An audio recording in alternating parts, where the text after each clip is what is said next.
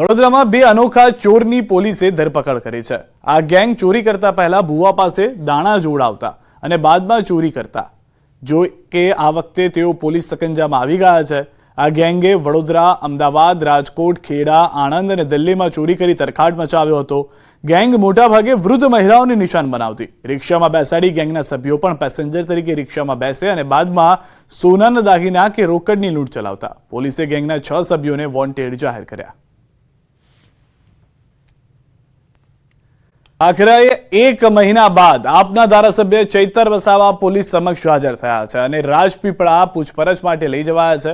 વનકર્મીને મારવાના ગુનામાં 1 મહિનાથી ડેડિયાપાડાના ધારાસભ્ય ચૈતર વસાવા ફરાર હતા। વસાવા 1 મહિના અને 9 દિવસ પછી પોલીસ સમક્ષ હાજર થયા છે। વનકર્મીઓને ધમકાવવા અને ફાયરિંગ કરવાના કેસમાં લાંબા સમયથી ફરાર ડેડિયાપાડાના ધારાસભ્ય ચૈતર વસાવા ડેડિયાપાડા પોલીસ સ્ટેશન ખાતે હાજર થયા છે। પોલીસ સમક્ષ હાજર થતા પોલીસ અને વસાવાના સમર્થકો વચ્ચે ઝપાઝપી થઈ। ચૈતર વસાવાએ કહ્યું કે મારા પર ખોટા આરોપો લાગ્યા છે। તેમણે કહ્યું કે મારી સામે ષડયંત્ર રચવામાં આવ્યું અને ષડયંત્રના ભાગરૂપે મને ફસાવવામાં આવ્યો। હું અને મારો પરિવાર લડતા રહીશું। ઈસુદાન ગઢવી અને ગોપાલ ઇટાલિયાએ પણ આ મુદ્દે પ્રતિક્રિયા આપી ભાજપ પર પ્રહાર કર્યા। મહત્વનું છે કે ચૈતર વસાવાએ આગોતરા જામીન માટે હાઈકોર્ટમાં અરજી કરી, પરંતુ આ અરજી ફગાવી દેવામાં આવી હતી। ત્યારે હવે પોલીસ સામે હાજર થવાની ફરજ પડી છે। છેલ્લા 1 મહિના અને 9 દિવસથી ચૈતર વસાવા ભૂગર્ભમાં હતા। ધારાસભ્ય પર વનકર્મીને ઘરે બોલાવીને ધમકાવીને હવામાં ફાયરિંગ કરી 60,000 રૂપિયા પડાવી લેવાનો આરોપ છે। फॉरेस्ट के अधिकारियों के पास से बलजबरी से पैसा निकलवाना, फायरिंग करके गैरकायदेसर मंडली की रचना करके उन्होंने जो गुनाह किया था उस हिसाब से एफआईआर दर्ज की गई थी और वो एफआईआर के तहत, वो गुनाह के तहत आज दिन तक वो फरार थे। आज उनकी धरपकड़ की गई है।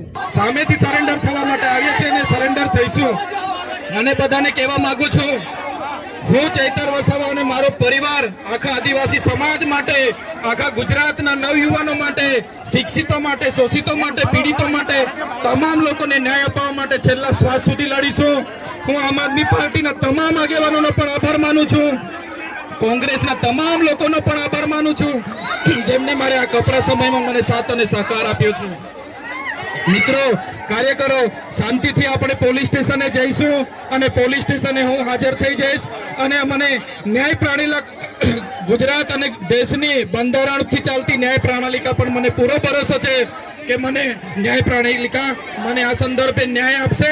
ચૈતરભાઈ વસાવા આત્મસમર્પણ હજારોની સંખ્યામાં એના સમર્થકો આવી અને પોલીસ સ્ટેશને હાજર થયા। ખબર પડી તો ચૈતરભાઈ વસાવા આજે હાજર થયા છે। ભાજપ આદિવાસી સમાજ વિરુદ્ધ માનસિકતા ધરાવે છે। ભાજપ આદિવાસી સંસ્કૃતિને ખતમ કરવા માંગે છે અને જે રીતે આદિવાસી સમાજના વ્યક્તિઓને પણ ભાજપે ટાર્ગેટ કર્યા છે, જે આદિવાસી સમાજ માટે બોલતા હોય એવાને પણ ભાજપે ટાર્ગેટ કરીને ખતમ કરવાનું નક્કી કર્યું છે। ડેડિયાપાડાની જનતાએ 1 લાખ કરતા વધુ મત આપી ચૈતરભાઈની તાકાત બતાવી દીધી છે। ચૂંટણીમાં તાકાત જ્યારે જનતાએ ચૈતરભાઈ બતાવી છે તો હવે કોઈ શક્તિ પ્રદર્શનો કરવાની જરૂર નથી। ચૈતરભાઈ તો લોકનેતા છે। દોઢ મહિનાથી ક્યાં હતા? તો ચૈતરભાઈએ હમણાં એવું કહ્યું કે 1.5 મહિનાથી એમના ઘરે જ હતા, પણ કોઈ આવ્યું જ નતું એમના ઘરે, તો એ શું કરે?